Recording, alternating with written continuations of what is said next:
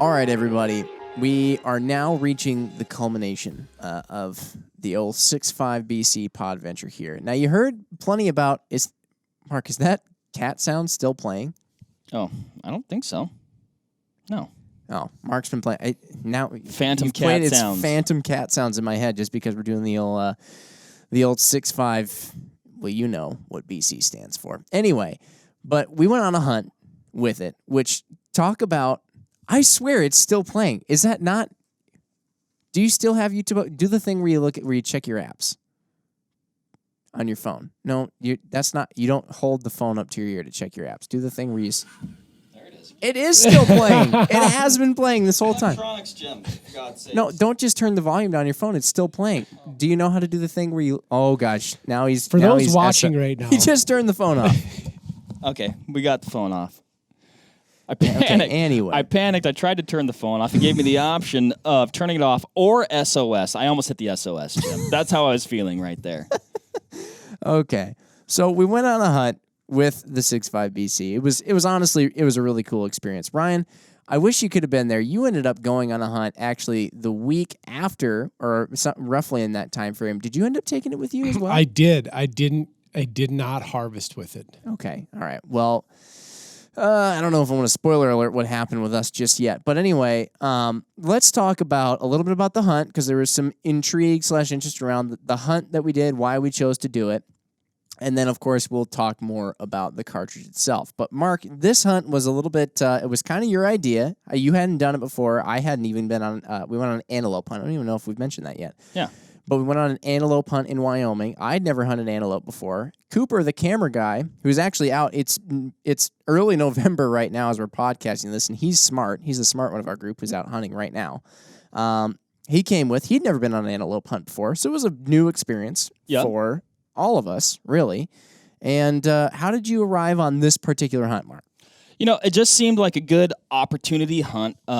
We actually kind of thought about it a little bit late, so we missed the first round, the first big game draw in Wyoming.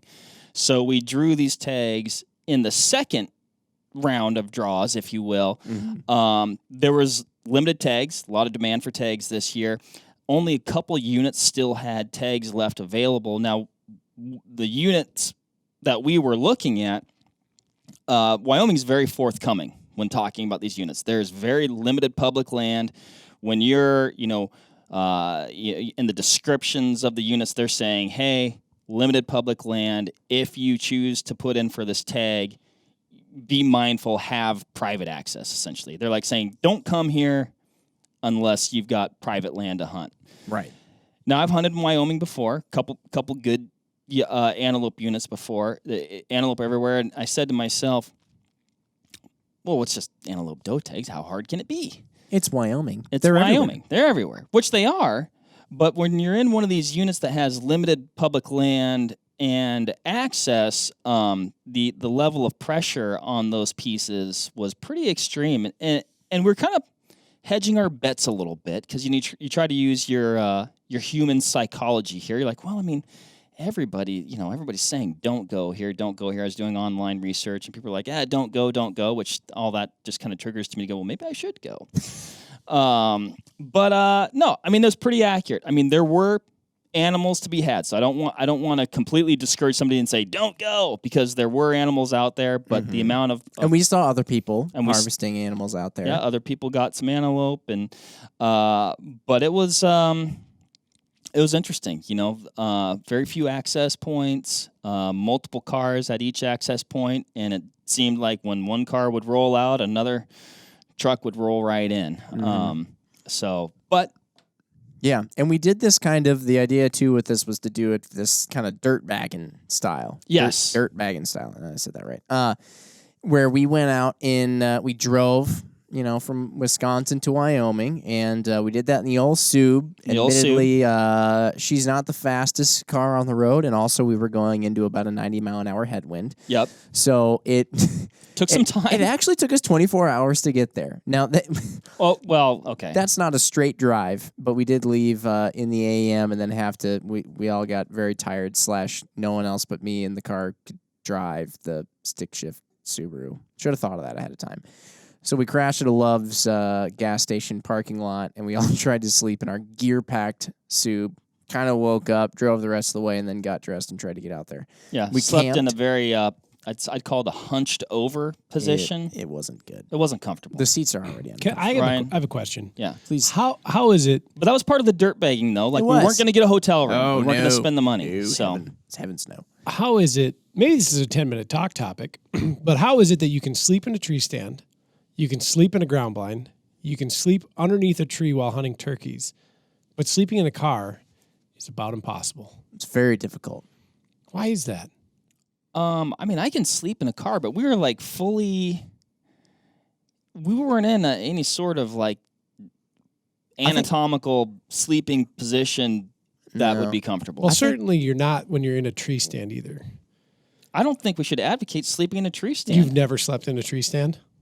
I've drifted off a little bit momentarily before I realized I better not fall out of this tree. Oh, man. And Now, I'll some tell you tree what, stands are quite comfortable, but the ones I that have- I'm in are not. I've had some phenomenal naps in the stand. the tree stand one is a bit perplexing to me. The other ones, though, you're a little bit more freed up. But I don't know. I think there's something about being in a car, though, where you are still surrounded. You're surrounded by a footwell. You're surrounded. You got a steer. In my case, I had a steering wheel in front of me. It's just you are in a little cockpit almost. One time I got hunting access to a very large property because I was sleeping in my truck and I fell asleep with my foot on the brake pedal, or at some point in time moved my foot on the brake pedal, which in turn then drained my outdated battery. And the vehicle had all sorts of electrical issues anyways, 262,000 miles on it, but killed the truck. And I found a rancher who then came down and jumped my truck. We struck up a relationship and hunted his property for several years.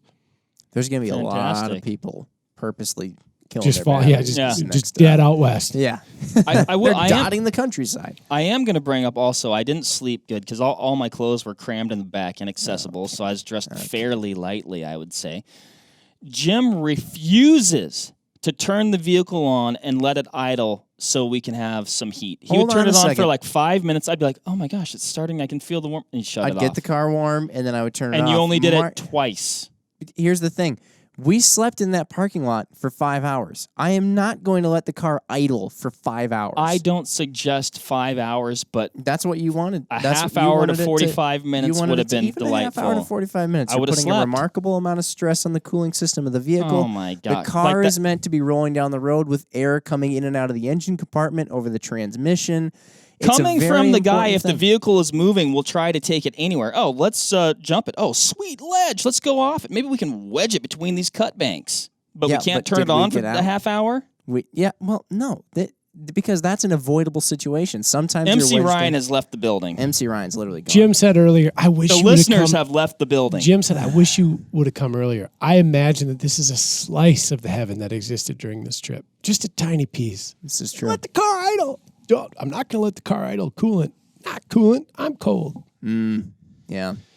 Mark, Now, granted, of I course, the didn't whole sleep. the cooling system probably would have been fine considering how cold it was. But I don't know. I'm I gonna- still don't like to do it. I'm not It going just- to take. it's not good. I'm not going to take sides typically, Mark. I'm going to take sides with Jim on this one because I have been in a vehicle with you before with respect to the temperature of the cabin and the incident that occurred when you and I were heading north from Missouri. And You had heat on your You just side. get, you just get cold easily. you didn't open your vents. They were right there. Who closes their vents? Who doesn't open them and freezes for 3 hours? He was sitting like this, folks. Did you watching. ever put your hands in front of the vents and be like, I wonder if air's coming out? Once I opened And them, then just so anyway, okay. Back on topic. So, but we eventually got there. We decided to camp. We camped on some BLM, and that was pretty cool. We did find Great spot. amazing spot. We did find some BLM. Oh, also Which was tough. That's took a good part of a day too, though, because we had a couple spots, had a couple pins dropped. And, as does happen when we ground truthed it, they weren't good spots because of, access or this road is closed or this is, any number of reasons. We spent a good part of that day trying to find, where we're going to camp. But, luckily one of the pins, I had, I guess, aerial scouted, did pan out and was awesome. We had a killer view. Oh, it was amazing. Deer right there. Side note, and I don't mean to just bring cars back into it immediately, but I was reminded of talking about car idling for a long period of time. If your car is ever running rich, that means some excess gasoline and stuff like that, and hydrocarbons are coming out of the engine and through your catalytic converter, which is down low in the vehicle, especially on older vehicles that always have heat shielding. And you have a particularly dry year like we've had. Let's say you pull off the side of the road in some dry grass and you leave the car running to keep yourself warm. You could start a fire.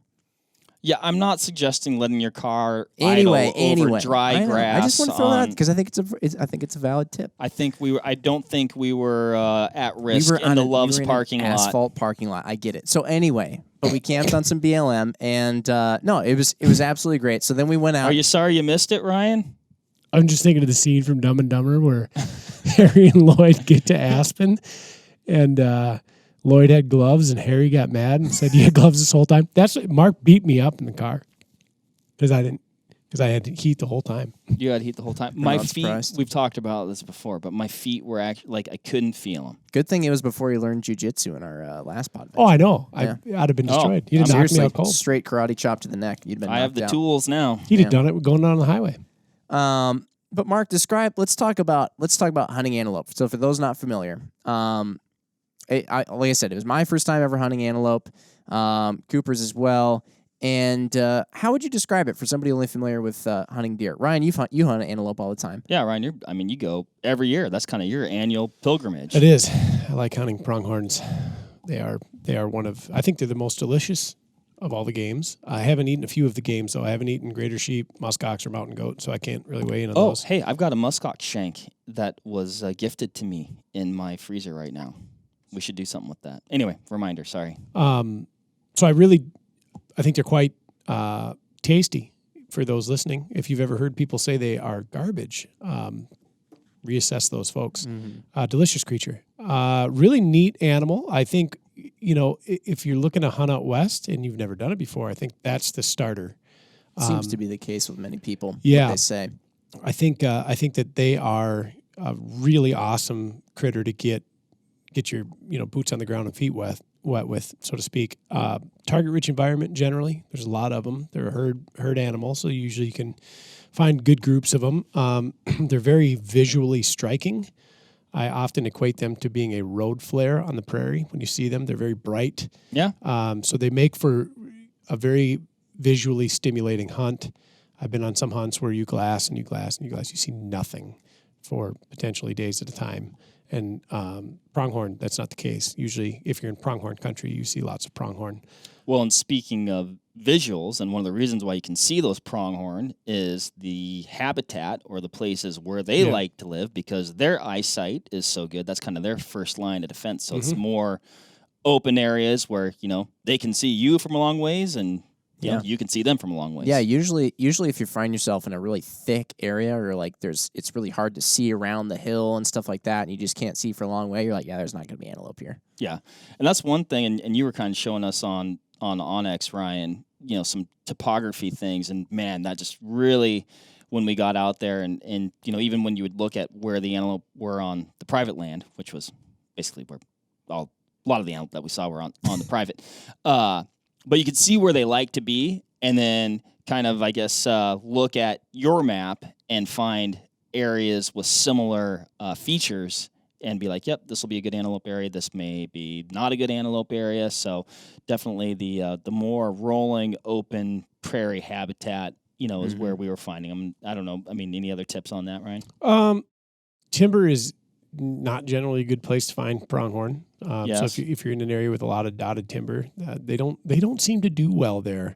They get a little freaked out. I've hunted them up against the Bighorn Mountains before, and they, for some reason, we found a group that had been driven into the timber, and we happened upon them just by chance, and they seem very confused, and they don't know what to do.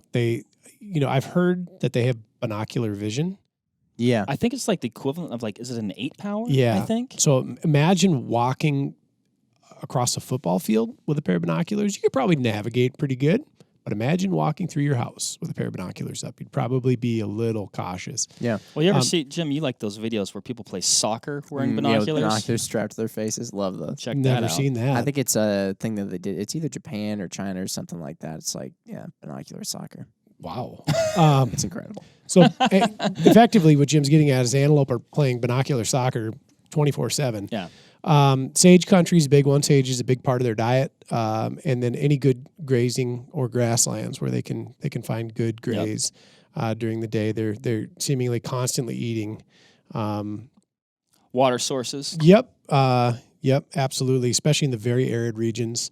If you're in the American Southwest, a lot of guys hunt over tanks, and especially during archery seasons where it's really hot.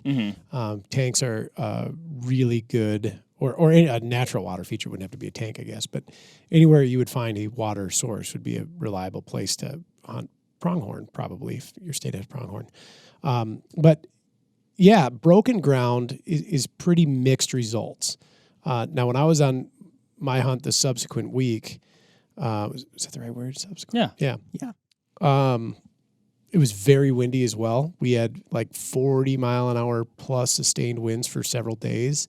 And the pronghorn, either in an attempt to not freeze to death or whatever, to stay out of the wind as something naturally would, actually moved to the broken ground. We didn't see them on the flats, but I think that's pretty atypical.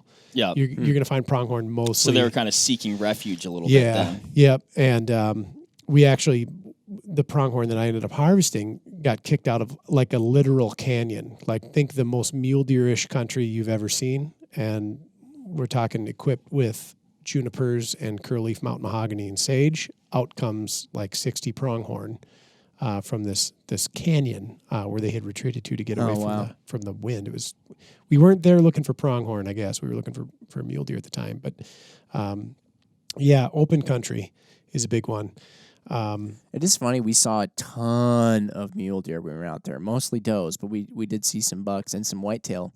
But like the graduation or whatever you would call it is out in the open. There's antelope, and then up near the base of the hills and the rocks and all that broken ground, like you were talking about, was where you'd see the mule deer.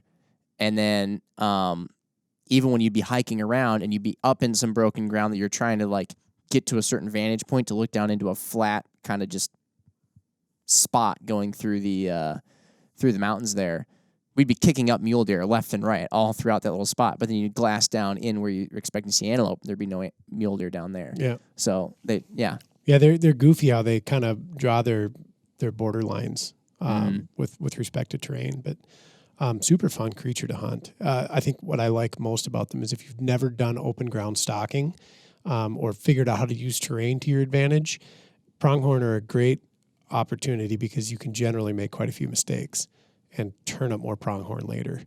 Right. Yeah. If you blow that stalk, it's hopefully likely not your last opportunity that week. Right. Whereas we put on a fantastic stalk on a tremendous mule deer that ended up not working out, and that was the only mule deer that we had an opportunity at the entire week. So not the case with pronghorn, typically. Yeah.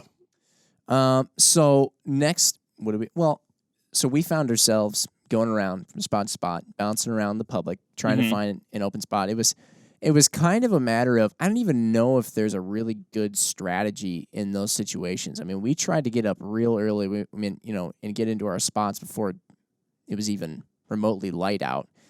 And you'd pull up to a spot and there'd be cars there already. And so it was almost just a matter of just trying to be in the right spot at the right time, hoping somebody maybe kicked something over your way. And one really interesting thing we watched was the antelope were rutting. And if you recall the spot that we were in when we ultimately, it's not like it's a giant reveal, we ultimately got some antelope. Actually, each one of us did. But where we were prior to us shooting, you remember that one buck that we saw chase that doe, and we spotted him from a long ways off on some private. They were probably cruising in on the public. At least, a mile and a half away when we first glassed him up. I'm like, oh God, there's a good buck up there. I'm like, oh sweet, he's on a doe. Yeah, and they covered that ground and kind of got to our area 5-10 minutes, something like that. We were just kind of keeping our eye on it. And the buck pushed the doe. I mean, we were kind of on a sweet little sniper perch up there, and the buck pushed the doe down in there. And I was on my map. I mean, she was flirting with the line. She was flirting with the public boundary there, and quite possibly, honestly, if I was to guess, actually, you know what? I don't know, but she might have been on the public. I mean, I was looking at the boundary, looking at terrain features, ranging her, doing line distances on Onyx, trying to, match things up. And ultimately it was too close to risk it, essentially is what we felt. And then they ended up, he pushed her off and they kind of went back up where they came. But we were in a good spot. We weren't alone. There were some other hunters just down the way from us. And it was kind of a small little hidden gem of public. And Prairie Dog Town. Their Prairie Dog Town. It was a cool little spot, but those guys were definitely getting some shooting, which was cool. Yeah, good we on heard them. a couple of shots go off, and then all of a sudden, I recall us sitting up on our sniper perch, and Cooper was, I think he was either filming at the time or I don't know what was going on, but I had sat back for a moment because my neck was getting tired from like sitting behind the gun, like waiting for something to happen. I was just kind of like uncomfortable. Sat back, and Cooper goes, "Boys, don't move." And just only with my eyeballs look over to the left, and there's 3 antelope. And it was just this, like, super exciting moment. But I did the same thing. I look, I'm like, oh, my God, they're right there. this is when Mark goes, "Jim, what are you doing? Jim, shoot the antelope. Jim, get on the gun. Jim, get on the gun." Because they were on, like, I think they actually might have gotten a little bit spooked by those other hunters. I recall hearing a very distinctive or whatever the sound is that they make, that very loud, like, blow or something. Yeah, and I mean, it was apparent they were onto us. Now, my urgency there was I felt like they were going to bolt, like, at any moment. Which pronghorn do, just for no reason sometimes. They can be somewhat erratic. Yeah, they're sitting there, you're like, oh, look at him. He's just enjoying himself. It's nice out. Sun's on him. He's got some grass. And then they just look up and... I'm out of here. Yeah, and the magnetism of the earth propels them forward at a rapid rate of speed. They are quick. We did see some at dead sprint at a completely different time. At dead sprint, you're looking out there and you're like, what is that? I think, are they North America's fastest land animal? Second fastest in the world. Next to the cheetah, right? Yep, and they evolved because of the American cheetah. Yeah. So the reason we have pronghorn and the reason they are the way they are is because of a prehistoric predator. Slow ones just didn't make it. They didn't make it. Very interesting. How about that? So my thought, though, with my urgency of Jim to make, like, maybe kind of one little bit faster movement was that I just didn't think we had much time. And I thought they would notice that movement, but he'd be able to get on the gun. We'd be able to. They'd probably run. Yeah. We'd stop him one last time. Bang. Your reasoning was that we were kind of already made, so like embrace being already, the jig is up. Yeah. But my sort of, I guess, thinking was I'm moving slowly and they're continuing to move out towards us. So if I just continue doing what I'm doing, maybe they'll continue doing what they're doing. And that ended up being what happened. But I'm fully aware of the fact that it could have gone anyway. But that was very exciting. And then we shot all 3. Which doesn't work out that good all the time. No. That's pretty slick. No, and Mark still feels a little funny about it, but because it was fine. It was good. I mean, it was a mama doe and 2 younger antelope. It's fine. It is what it is. The thing is, Mark, we had 0 other opportunities that entire time. Well, we don't know that. Maybe 0.5 other opportunities. Well, actually, so you weren't there. So anyway, so we'll talk. So was I not there for an opportunity? You weren't there. Well, kind of. You weren't there. So Jim shoots. Jim shoots the first one, and then it's the biggest one. The biggest one. Long story short, I shoot the next one. Cooper had a tag as well. Right. You shot the one that was smaller than mine. For the guy that likes to say it's like not about the horns, now he's like in some sort of big doe contest. Anyway, so we got all 3. It was awesome. We had our work literally cut out for us at that point because we needed to, fix up 3 antelope and get them back to. I was going to say the truck, no, the Subaru. And so we got to work on the first one. Basically, got it ready for transport. Jim loaded. Did you load up the whole thing? Yeah. The whole doe? Yeah. In your pack. So Jim made his way back with the first antelope. Cooper and I stayed to work on the other two. And while you were gone, That's right. that buck that we had seen earlier chased that doe, and we look up, and they're literally standing 100 yards away from us on the public land. Of course, we don't have a tag in our pocket anymore. So whatever, you don't know. And also, like, had we only shot the one or something like that, we would have had her out of there by then and probably been on to the next spot, So Yeah. but it was kind of, I guess, comical. You know what I mean? Like, I think it worked out exactly the way it should have.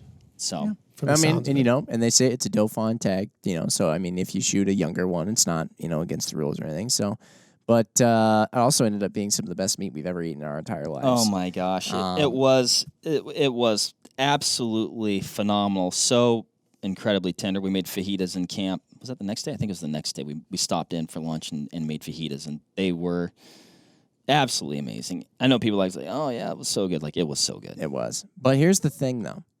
All this leading up to the fact that the 6.5 BC worked. Yes. And I would say, if I'm recalling correctly, because we had a set of Fury binos out there, and it was like a complete mad dash the whole time, but ranging approximately, they were all within 300 yards for sure. And I would say probably we were more in the realm of 150 to 250 yards between all three. I was gonna say 160 to 260. Yeah. And I think it was literally like kind of 160, then 260, and then 360. And it was like no, 250. Something math. Yeah. Numbers. And all of them, it was basically just hold dead on. I mean, even with the 6.5 BC, and I think we've updated this in the last one, but even with it, loaded down pretty safely, still a lot of room left in the case for more powder. We haven't seen any signs of pressure by any means. We're still pushing it out at 3,000 feet per second, which is notable. Yep. And there was no real need to like hold over or anything, at distances like that. It was basically just. I think Cooper held a little bit high on his and held for hair, and it dropped right in. I held dead on. I think it was about 250. Yours was probably about like 230. 230, something like that. And and either there's whatever, but it hit lower in the chest cavity, basically a hard shot. Yeah. But yeah, I mean, it worked. It seemed quite accurate. I mean, I know where I was aiming. That's basically where the bullet went. Yeah. No, Ryan, so as far as, like Mark said, it worked. It fired. It was accurate. Went where we were wanting it to go. And it put him down mighty quick. So, obviously, like, when you're talking about, like, how well it put down an animal, how quickly and how effectively. I mean, that goes in a lot to the projectile, and it's not like we made our own projectiles. No, but I actually think we might have over-bulleted. Do you think? Maybe. So like explain, too tough of a bullet, you think? Possibly. And how so?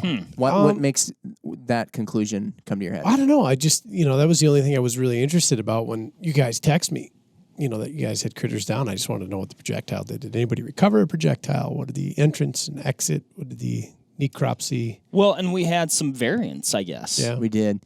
Because mine, I hit probably right in the pocket behind the front shoulder. And I recall kind of being surprised when we walked over, seeing a hole for an entry wound, and then not like another pinhole for an exit wound, but it just wasn't as big of an exit wound, or it wasn't as much of a dramatic display of transmitting all that energy into the body as I would have expected. So that bullet must have held together pretty well. Yeah, which is good. I mean, that's what you want. Yeah. Can you explain? I found nothing undesirable about the performance at all. Can you explain to me? And this is one of those things where it's just like people listening, I can't believe this is a question that you're having. It's like, well, I don't know. Maybe other people have this question too. But what is it that you want a bullet to do? Because it's like sometimes people are like, you want it to enter and then cause a lot of damage and maybe not even exit, or you do want it to exit, or what is it? So there's a lot of personal interpretation on this, and I've got great buddies that have completely polar viewpoints on this one. Okay. So I think the ideal thing is that at any ethical distance that you would shoot a critter, your bullet enters expands like immediately. Tremendous amount of, tissue displacement, bone breaking, hydrostatic shock, and then you have a sizable exit with a lot of air in and a lot of air out. And that leads to a quick dispatch. I think alternative viewpoint is that your bullet enters and everything is contained. Okay. Like you have a full, they call it the energy dump. So in that case, no energy is, air quotes, wasted on punching back out the other side. All the energy is used inside. Yeah. Okay. So I've had mixed results, I guess, with both, because I've over bulleted and I wouldn't say over bulleted, but didn't play the velocity card the way I should have, perhaps, or could have gone with a different projectile that would have worked better at that velocity. There's a ton of different variables here, and again, the subjectivity to this is tremendous. Second time I've used that word in this podcast. Wow. Well, I think you can just, by and large, though, look at the end result, too. Yes, correct. Yeah. And with the exception of now 2 instances in my life, I've not had like, oh, crap moments with respect to bullets and how they work. And I don't know that there is an actual magic bullet, no pun intended, with this kind of thing. Pronghorn are pretty soft targets, and a heavy bullet, like a heavily constructed bullet. I guess when I say that, I'm not speaking specifically to weight. Most heavily constructed bullets may not give you this explosive result that you're looking for, because they're a fairly fair creature with respect to bone density and muscle tissue. And yeah, and Jim's doe, I mean, she was quartering too, so he hit her hit her in the pocket, behind the shoulder, and it quartered through and came back, I don't know, out maybe close to her last rib or something like that. So, I mean, the bullet traveled through a considerable amount of the animal, but I don't think it hit a rib. I mean, I think everything that it went through was, essentially soft tissue, organs, things like that. Yeah. For sure got one lung. I'd be surprised if it didn't get both, but, and then, went all through, got into the paunch, so we had to deal with that a little bit. We did the gutless method on it. Yeah. But, and she, it wasn't a bang flop type shot, but she also didn't go anywhere at the same time. No, I mean, she was tough too, because I remember at first just the way that she was acting for the, I'd say she was probably out within, for sure within 30 seconds. But, I do remember thinking, just by the fact that it wasn't a bang flop, I was like, well, shoot, was that shot not very good? But then when we got over there, of course, you see where it hit, and it was like, that's pretty much where people want to hit it. Unless you're going for bone, in which case you'd want a little bit more further forward. But yeah. We were making, in this instance, to, a best effort, and I'm not against, shooting something in the shoulders, because sometimes you definitely want to try and have it go down instantly, and that could be terrain conditions, time of day, is it raining, maybe I don't want to try and follow blood, fairly petite animals, and we were trying to conserve meat. We had all the room in the world to, be able to see out there, and so I think we're, kind of trying for those long behind the shoulder shots. But I'd be curious, Ryan, and I've heard this, I think it's true, like we're talking about them being fast, being able to run for sustained distances. I think their lungs are quite huge, and can hold large sums of air. Of air, and so it's just like a longer process for that to, I guess, for lack of a better term, asphyxiation to occur. Yep. Yeah, no, it's very valid. So I think that's could have been, at play as well. Yeah. Going back on it, I don't know exactly what I would have done different. The bullet that we used is, it's a bonded bullet. It's a bullet that's designed to have high weight retention at long distance and at decent velocities too. So doing something different, I don't even know what that would have looked like. I entertained the idea or the notion of the Barnes 127 LRX right off the bat. It's one of my favorite projectiles, or projectile families anyways. But the bullets that we loaded, 142 AccuBond long range, is a very forgiving bullet. They're generally easy to tune, and they're economical, and they're very tough and hyper accurate. We were shooting sub half minute of angle during the low development process, and that's great. So whatever, it's probably a moot point, but It'll be interesting as this continues to get fleshed out and we start turning up the volume on that cartridge to see what it'll do with the other stuff too, and put it onto potentially some larger creatures like mule deer and possibly elk and maybe an aoudad. But no, when we shot, we had a slight downward angle that we were shooting at. One thing that a friend of ours brought up that we happened to bump into out there was that cartridge with a fair amount of room in it for powder. As you angle the gun, especially downward, then that powder can sort of, I guess, if it'll just tumble down towards the front of the case up against the bullet, and then when you're igniting a primer, it might not create enough of a spark, or it may just change the way the powder burns because it's moving around so much in the case. Yeah. Is that it clearly didn't pose really any issues, notably. I mean, obviously we didn't have a chronograph on the gun when we shot, but I mean it didn't cause any issues for us. We put all three of them down. Right. But I'd never heard of that, and it makes sense when you explain it that there would be inconsistencies in, like, okay, when you're sitting with a gun level, all the powder is, you would assume, evenly just kind of a water line across the length of the case, and then as you angle down, it kind of, like an hourglass or anything. An ideal state with respect to powder column is that it's completely filled the case, so that no matter what angle you're at, you don't have any air gap in there. Right. We're not at that point with the 6.5 BC. Like, I'll make no illusions otherwise. So we're underloaded right now by a considerable amount. One, we were pressed for time. Two, there's zero load data for this. We are making it up as we go. I don't think we were in a situation. One of the scary parts about that condition with a voluminous, I think I said that word voluminous, right? I think. Voluminous, okay. Yeah. I would say like from a voluminous. Voluminous case. I think it's voluminous because I've seen shampoo commercials. Oh. I think that's voluptuous. Oh. Wait. You know what? It doesn't matter. Big case.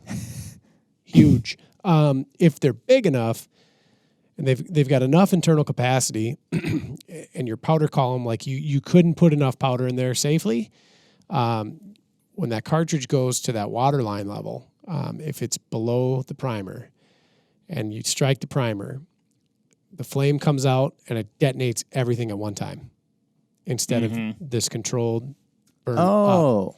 Yeah. Oh yeah, you have a flame. You have the spark out in space above all the powder below it. Yes. And then it just Yep. instead of okay. So I've never personally done this, but I do know a gentleman who has done this twice, and he was loading, of all things, subsonic 243 Winchester without using case filler of any kind, whether it's like Multi-Meal or they do make case filler components that you can buy. Oh, interesting. Okay. Yeah, and he was shooting, I think, a Remington 788, which is a very strong action, multi-lug design, very, very tough gun. And when he pulled the trigger, the cartridge completely detonated and blew out the bottom of the gun. Like the magazine exploded, went downward, action screws turned into rocket ships, or at least the front one did anyway. And it was just a mess, right? Shooting subsonic ammo. Yeah. That's incredible. Well, it loaded, right? Yeah. Like not factory. Okay. Yeah, and this was like before the internet existed. And so they chalked it up to, we must have done something crazy. Who knows? And then they did it again. And then they got talking to some folks and like, oh, yeah, subsonic charge. Your powder is filling the bottom of your case, but not anything in between. You pull the trigger, the primer goes off, flame goes up over the top of the powder, detonates everything at once instead of this controlled detonation from the rear forward. And then you have this enormous pressure spike. Like, Gotcha. Yeah, there's zero gradual curve to the pressure. It's just 0 to instantaneous. 1,000. Well, and then even if you're not having something catastrophic happen, for consistency's sake, you're probably going to be all over the map, I'd assume. Yeah, correct. And so I don't like looking at how much of the case we filled and then comparing it to other cartridges and other charge weights and other case volumes. I don't really think it was to that point. I think that because it was a talking point and you can shake a cartridge and it sounds like a maraca, it's a talking point at that. I don't know that from like a ballistic standpoint, we were in a situation that warranted any kind of real concern. Perhaps we were. I don't know. We still haven't realized the full case capacity potential of the cartridge yet. We've got some ideas based on how much we can fill the case, based on other cartridges in a similar, case volume, case size, velocity, range. So, we've got plenty of room to go. And we're not using a super filling powder. Right, yeah. So there's other powders that are better it's more optimized. Coarsely ground, or coarsely ground. Well, this sounds is like, probably less. Yeah, making it sound like smaller coffee, smaller granule. smaller granule. Oh, Yeah. which means not coarse. Yeah, okay. Finer powder or bulkier powder. So Finer. we could move to a bulkier powder and see if that changes anything with respect to case fill volume and that kind of thing. But it's at present, if anybody's trying to shop for reloading components now, it's very difficult to do. We were super fortunate to find a couple of small reloading shops around the country that do mail order, and ended up with some great powder and some great bullets, actually at phenomenal prices too. So it's really good. But as we enter the winter and we get a little more time to do this, turn it up to 11 on that cartridge and see what it'll really do. Mm-hmm. And I think it will really do some pretty crazy things. It appears to be showing some promise. Yeah, no doubt.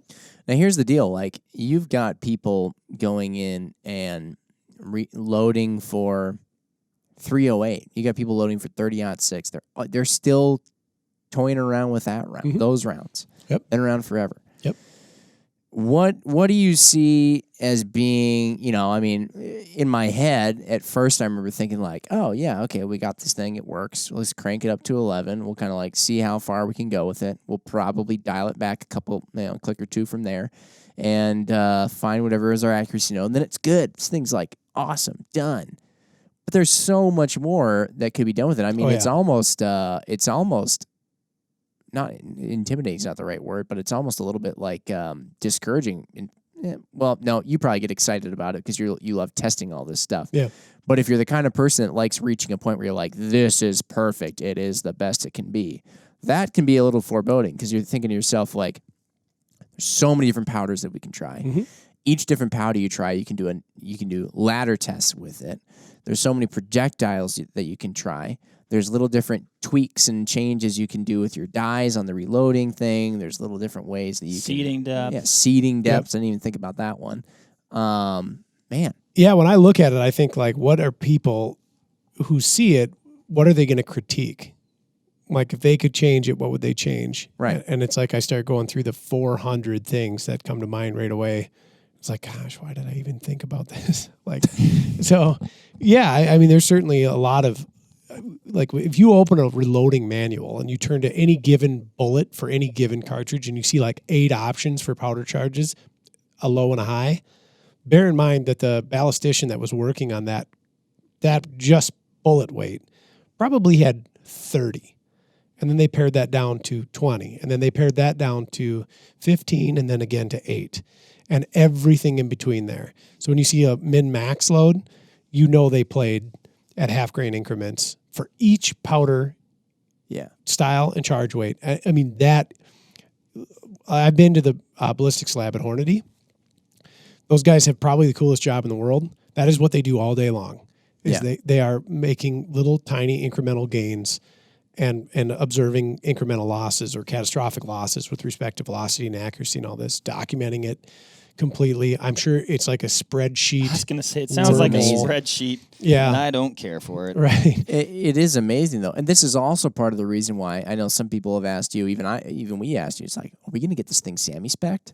Oh, gosh. This is part of the reason why it's sort of a little bit like, ugh. The amount of research that has to go into this. I mean, with anything, if you were going to make a car that doesn't exist, to put it together, Don't even bother. Right, to put it together and then go through like emissions and crash tests and then look at things like, can it be mass produced? Like my hat's off to people like Elon Musk, who comes out with a vehicle that within a very short amount of time enjoys enormous commercial success and is viable. Yeah. Like the amount of R&D and dollars and hours that go into making that work is mind-boggling. They don't even let you do one car per crash test. It's multiple, many multiple cars per individual crash test. I mean, you're already making a couple hundred cars, even just to literally Just to send them crash off 'em. to get crunched. Yep. And then they have to, test them. And so, but beyond the point. Sorry, talking about cars. Switch gears. I don't know why I didn't use rifle scopes because Back we to ammo. make those Because, here. yeah, but you are correct. Yeah. Now, we don't have to, send hundreds of them to get just crunched in any Right. way that we can. Well, But of we course we certainly do do put them through. Test them, not horribly, but like we put them through. Well, yeah, but we don't put them on like a train with rocket boosters behind it to send it into a wall. Right. But we do. There's Development many cycles. tests. I mean, some people, whenever people are like, well, hey, why don't you guys do a rifle scope that's like this? And it's like, either maybe we're working on something like that or whatever, or they just kind of say like, well, you guys you just kind of fired them out, right? And it's like, well, I mean, it takes actually about oftentimes 3 to 5 years Yeah. to develop Yep. one family of rifle Yeah. scopes. One reticle. Well, ugh. Yeah. I'll tell you this though, we put a little more work into this thing. Sammy's gonna be coming to us. I think. Oh yeah. Sit back with our Oh. cigars. I think. Well, first of all, the day that the two of you sit with me and smoke a cigar is going to be a good day. So I did that once. I do. We were at SHOT Show. You looked at me like, I don't know. I don't get it. We'll have to do it again. I still don't get it. But we'll have to do it again. It was kind of fun. Every time I do it, I go, "Yep, that's why I don't do this." Right. And then I think I finally kind of hit my threshold. I'm like, I guess I just shouldn't do this. If you love cigars, comment below. I bet there's a lot of people that do. I would love to know hear there's a about lot of that. people that Yeah, do. we don't ever talk about that. Cigars are a We great thing. we met a fascinating cigar person that one day though. Oh yeah, fascinating indeed. Anyway. More than just fast. Yeah. Anyway. Yeah. So with respect to like, what is the next step in this adventure? Like with respect to commercialization, it's like point blank. It's not that simple. No. It is not that simple. It's fun to dream about. Yeah, and it's fun to tinker, and I think that's what's really exciting about it is we're very fortunate that we have the ability to tinker with this. Like I think if I was to like have bit this off on my own, this would not have been a process. I think we started on the 6.5 BC perhaps a year ago, like from conceptual to execution. Yeah. If I sat back the other night, I was just holding the cartridge in my hand. I was actually in antelope camp. I was like, what would this have looked like if I just drew this up in my kitchen instead of here at work where we have facilities and resources? And part of me is like, you never would have done it. Like, it just doesn't work that way. It's too difficult. And the other part of me is like, this would have been like a multi-year process because I wouldn't have otherwise had access to, a controlled environment range. 3D printer. Correct. Yeah. And CAD CAM and design programs and actual mechanical engineers and designers. It just very daunting. So moving forward with it, I guess my personal goal is now that we've established what I consider the baseline, like where we were at here, is to branch out and to begin doing the stuff that the like Dave Emery's of the world are doing at Hornady and starting to discover what a cartridge potential actually is using various different powders and come up with some real load data. Because eventually I'm going to want a rifle chambered in this thing to go hunt game with it. And Right. and go do that. And then we also have, renditions and tooling to make other calibers in the BC family. Yeah. And so bringing those to life too would be very interesting. Mm-hmm. Row, row, row, bitch cat. Perfect Very sound seductive. bite. We do have a catchphrase. We do. So Row, got row, that. row. We're literally like already over halfway there. I was going just to say because that's of at least 50% there. that. So yeah, and then of course, to get a rifle chambered in, to get a factory rifle chambered in something like a Wildcat cartridge, like the 6.5 BC that we have, then it needs to be SAMI spec. Yep. So yeah, I mean, unless people are doing this custom, and plus too, it's like here's the thing. I mean, people are probably going to ask us, we love the load data and all this for this cartridge. There is a certain level of responsibility as well that one needs to take where it's worked for us thus far, but like we've literally only tested 100 rounds. Yep. So, because now we're to the point, well, almost 100 because we're to the point where you have to start reloading. Yep. But But if we just start throwing out there like, hey, it worked for us, like, 100 times out of, and No, then yeah, just we say have like, here, take this, and then social- somebody blows themselves up with it. I mean, have a that's not going to work. social responsibility not to Yeah. tell people. Hopefully someday we can put it out there though. Like, hey, look at this, check it out. Right. It won't be dangerous. I'd say this for me when we did the reloading to the extreme, like it was super interesting. Yeah. And I'm not going to say I didn't enjoy it because I did enjoy it. Right. It was interesting. It was fun. I learned a ton. I'd say that was definitely an awesome 101, like for going into this project to actually have like some sort of a baseline of even just the terminology and what we're doing and how we're going about it. But from an interest standpoint and like being excited about it, there's a lot more to this one. Like I'm excited to see how some of these different powders do and how things change and, do some of those, find those accuracy nodes and, try and tinker with it enough to find out, hopefully it's something that works really, really well. Right. Mm-hmm. Yeah.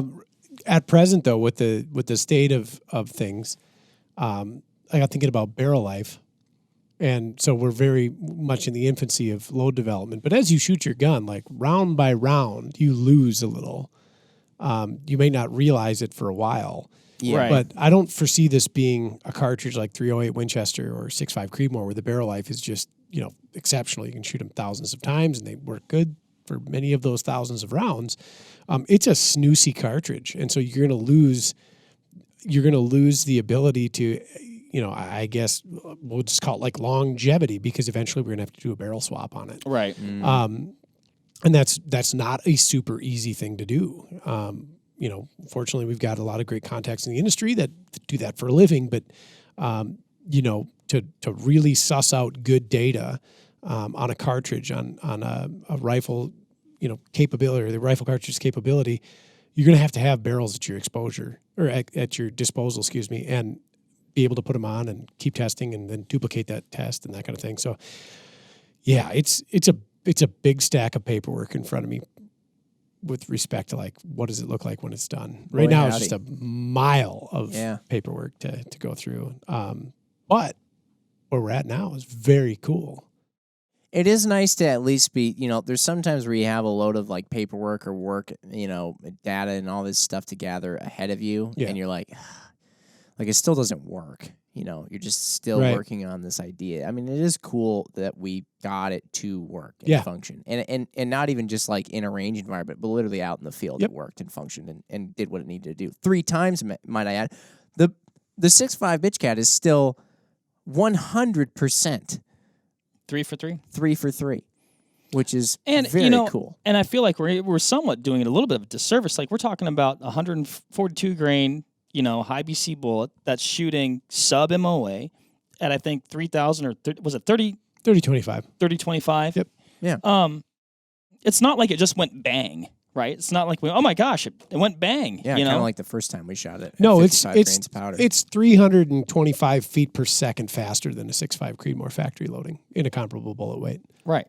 So that's very measurable. It's already somewhat impressive. Yeah, correct. And I think it's only just like started walking. Did you say it's only 320 odd? 325 feet per second faster than a factory loaded. I thought a 6.5 Creed was coming out at like 27 something, not 2700 flat.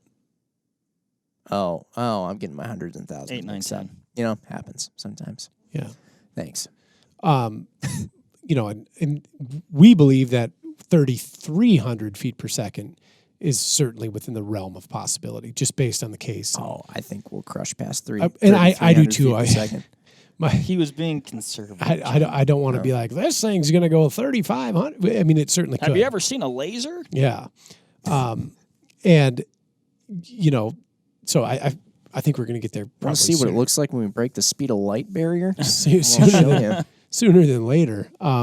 It's going to be cool. It would be neat, though, if other people that are way like more experienced with this kind of thing than I am and like deeper down the rabbit hole with respect to wildcatting and kind of wringing out or ironing out the wrinkles in factory cartridges and really getting the most out of them, get a hold of it, and they're like, neck diameter isn't good, neck length is too long, CT depth is wrong. Like, start doing something different. I want to see what they end up coming up with. We're using really advanced dies from the standpoint of like they're custom dies. There's only one set in the world. They're purpose built, but was there a better mousetrap with respect to the reloading die system that would have given us a different result or allowed us a greater deal of flexibility? Who knows, when it gets to that, but it'll be interesting. Tell you what, though, could be a couple of decades from now, could be a century from now. Somebody might be doing a podcast about this old 6.5 BC. It was a Wildcat cartridge back in 2020, and it was developed by a podcast team, 2 guys of which did nothing in the development process, but ended up took all the credit. And then one guy who was actually the brains behind the operation.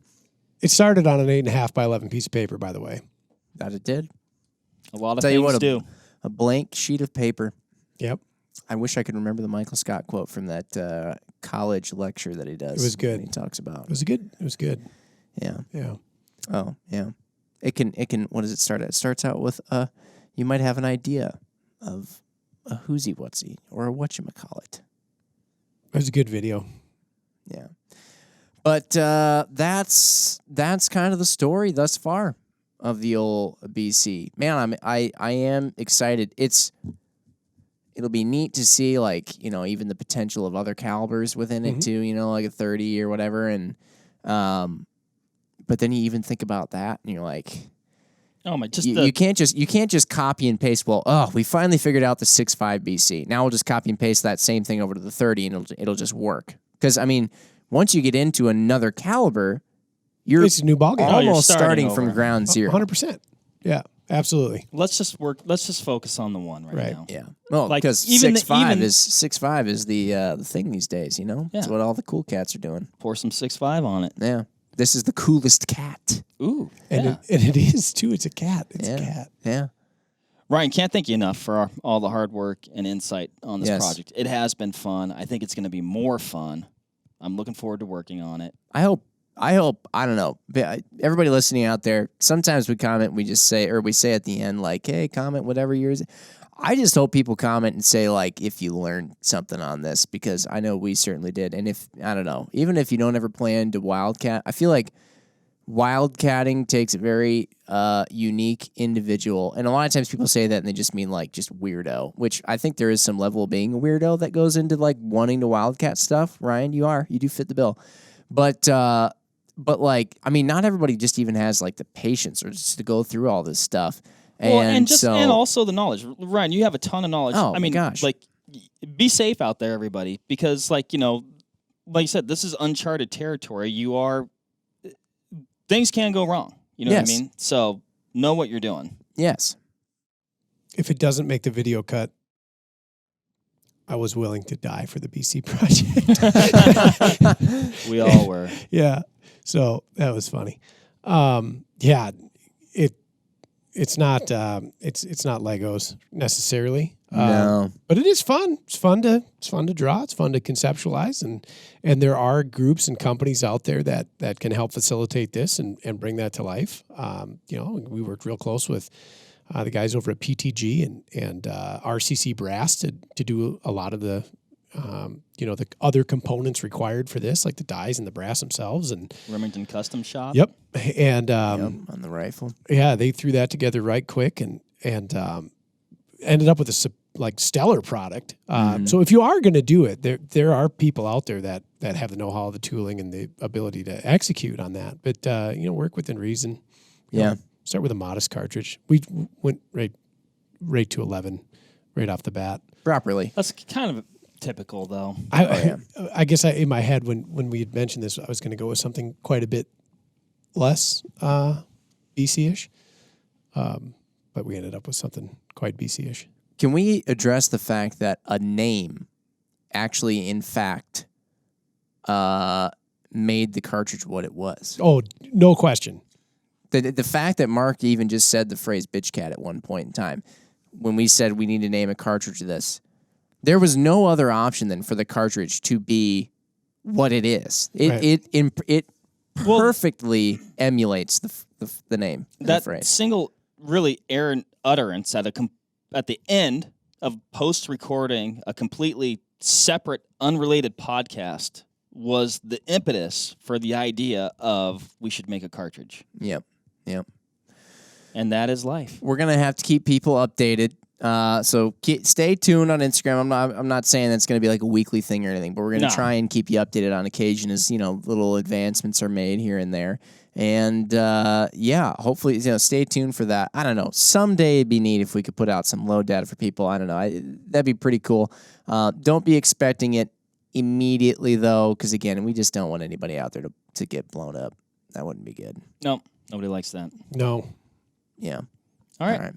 Well, that does it. Man, we cap off another pod venture every time.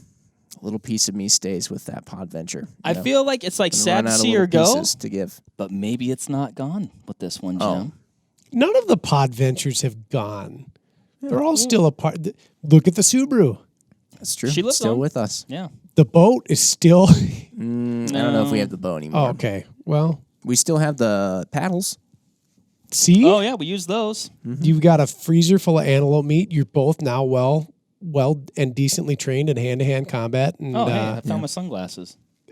My wife is a big fan of antelope burritos. No kidding.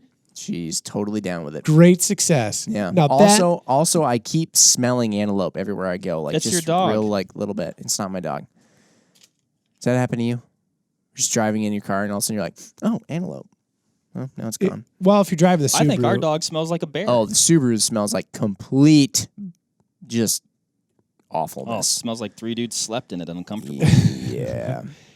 that's super. To me, that's very super special.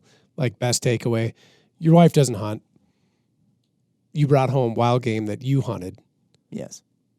and she's enjoying the fruits of those. She's labors. loved everything I've brought home. She's loved whitetail when it's come back. Wild turkey. Turkey tenders might be her favorite wild game she's That's tried. good. She's liked antelope as well. Oh, it's so good. I'm gonna cook antelope this weekend. Do it. I'm about to tomorrow. I'm gonna. You know what I'm gonna do? Antelope burritos. We're going Hungarian partridge hunting on Saturday. I'm gonna somehow figure out how to pair a hun with a pronghorn. That'd be good. I still That'd be don't know good. how you're choosing to do that the first week in November. I know it's hot. It's not the I know Oh, first. It'll be the second week. Yeah, it's the second week of November. Oh, you talking about with deer? Yeah. Mark, I don't know how to hunt whitetails. Oh, my God. It's a whole level of. Neither do I. Still go. Well, there are some who do and some who say, and I'm in this category. I fall into say. I don't know what you're talking about. I don't know either. I had a better idea in my head there, but that's awesome. I'm glad you. I challenge you to try antelope burritos because you make fajitas a lot. I challenge you to do burritos. I've never made an official burrito besides a breakfast burrito. I will I'm not help good at you. the fold. No, it's. I know. I It's always- Are we still usually the challenge. podcasting? Yeah, sorry. All right. Well, anyway, we'll cap this one off. I'll help you with the fold. It's not that bad. Okay, everybody. Thanks for tuning along, following along, and tuning in with us on this pod adventure. We'll catch you on the next one. See you around. Bye, everybody. Bye. Ooh, ooh, See ya. Ooh, ooh. Row, row. You already hit your I know. One more. It's classic. Bye. All right, that'll wrap it up for this episode of the Vortex Nation podcast. Thanks, everybody, for listening. Hit that subscribe button so you can always stay up to date on the latest happenings over here at the Vortex Nation podcast. You can also follow us on Instagram at Vortex Nation Podcast. Again, everybody, thanks, and happy hunting and shooting. We appreciate it. Have a good one.